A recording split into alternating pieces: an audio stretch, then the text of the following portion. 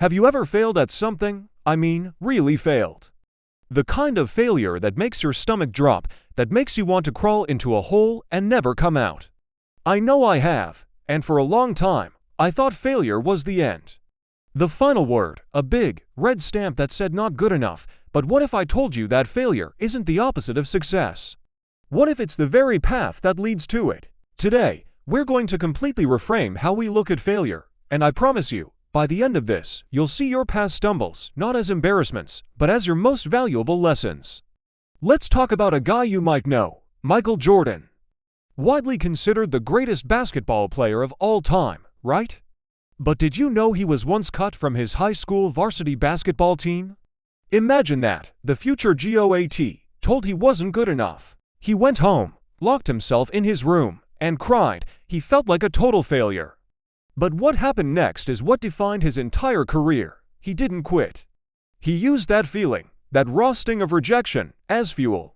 He said, "I have missed more than 9,000 shots in my career. I've lost almost 300 games. 26 times, I've been trusted to take the game-winning shot and missed. I've failed over and over and over again in my life, and that is why I succeed." That story gives me chills every time. It's the perfect example of our first big idea. Failure provides critical feedback. When you succeed right away, what do you really learn? Maybe you were lucky, maybe it was easy. But when you fail, you get a crystal clear report card on what went wrong. That missed shot tells you your form was off. That failed business pitch tells you your market research was weak. That burnt cake tells you the oven was too hot. Success just says, "You did it." Failure says, "Here's exactly what you need to fix for next time." It's a roadmap for improvement, handed to you on a silver platter. You just have to be willing to read it. Think of it like learning to ride a bike.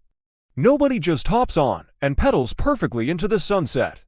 You wobble, you swerve, you fall, and each time you fall, you learn something. You learn to lean differently, to balance your weight, to look ahead instead of down at your feet. Those scraped knees are not signs of defeat. They are data points. They are tangible proof that you're in the process of learning.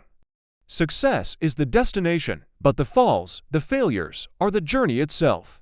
Without them, you'd still be standing on the sidewalk, just looking at the bike. Now, let's talk about something failure builds that success rarely can on its own: resilience.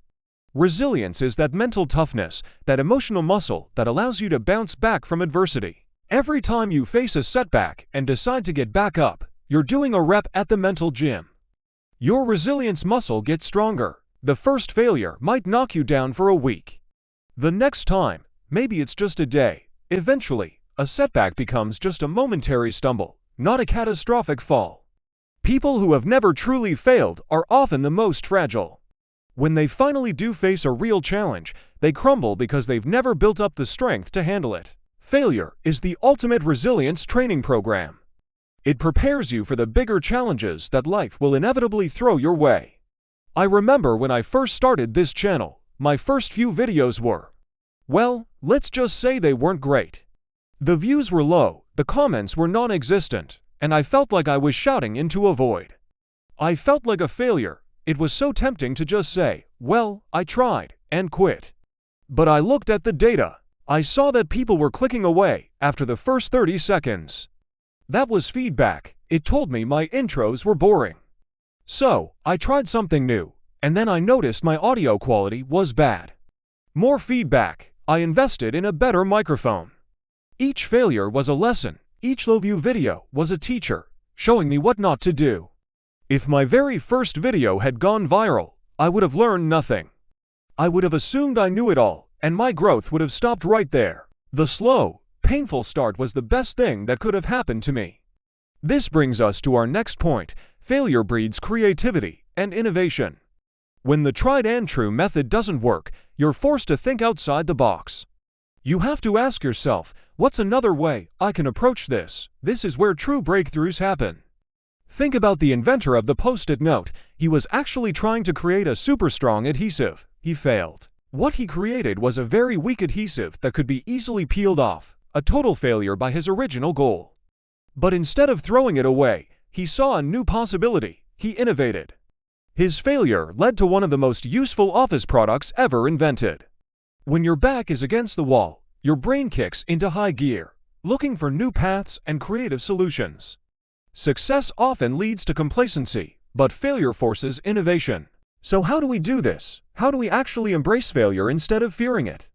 The key is to separate your actions from your identity. You are not a failure. You experienced a failure. Your business idea failed. You are not a failure. Your experiment failed. You are not a failure. This distinction is everything. When you see failure as an event, an outcome, you can analyze it objectively. You can learn from it and move on. But when you internalize it and believe that you yourself are the failure, you become paralyzed. Let's try a mental exercise. Think back to your last failure. Got it?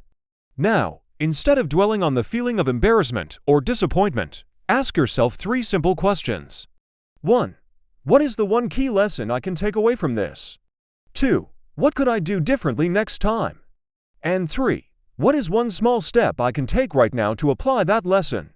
By doing this, you shift from a mindset of shame to a mindset of growth. You transform a negative memory into a positive action plan.